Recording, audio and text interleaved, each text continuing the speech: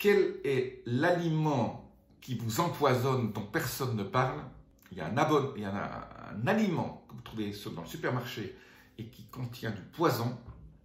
Personne n'en parle, ou pas beaucoup. Je vous le dis tout de suite, c'est l'aliment qu'il faut éviter pour vous être empoisonné.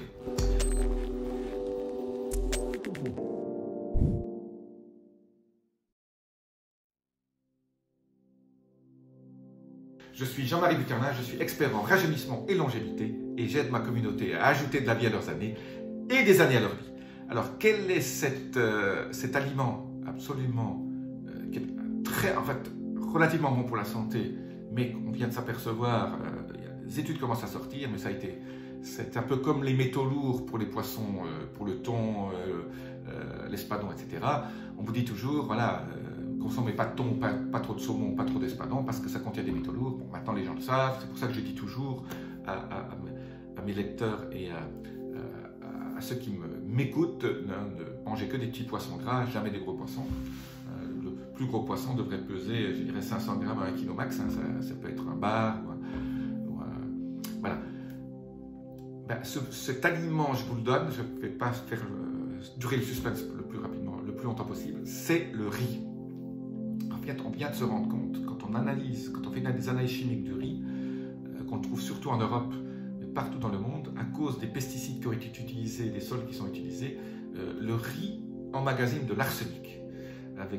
C'est pas seulement les pesticides, mais c'est aussi tout ce qui est fertilisant, etc. Et la qualité des sols, on se rend compte que la quantité d'arsenic contenue dans le riz est maintenant phénoménale, y compris dans le riz brun. Alors, de dire je mange du riz, donc je dis évitez le riz quand vous pouvez. Donc, moi j'évite le riz. Alors c'est vrai que de temps en temps je mange un sushi ou deux, bon, c'est pas non plus très grave, parce que en fait les gens qui font des sushis lavent le riz. Donc quand on lave 2 fois le riz, donc vous faites cuire le riz dans beaucoup d'eau, vous ne faites pas risotto, vous faites cuire dans beaucoup d'eau, et vous sortez le riz, vous le lavez encore une fois, parce que l'arsenic sort, et on arrive un peu à le faire diminuer.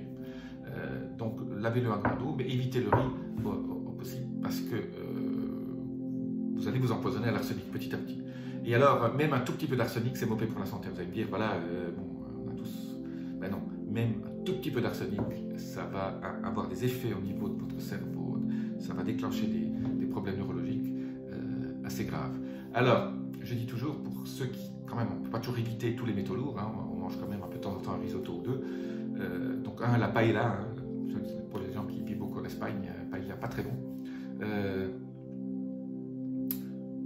La chose à faire, c'est de chélater l'arsenic et ces métaux lourds, c'est prendre une algue brune qu'on appelle Laminaria japonica ou de la phycocyanine, ou les deux ensemble. La phycocyanine chélate, enlève les métaux lourds de l'intérieur de la cellule.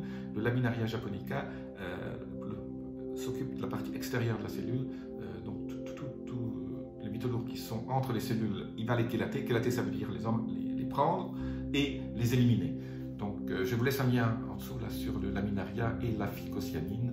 Si vous voulez faire des cures, moi je conseille toujours 3-4 cures par an, d'un mois ou deux, pour enlever les métaux lourds.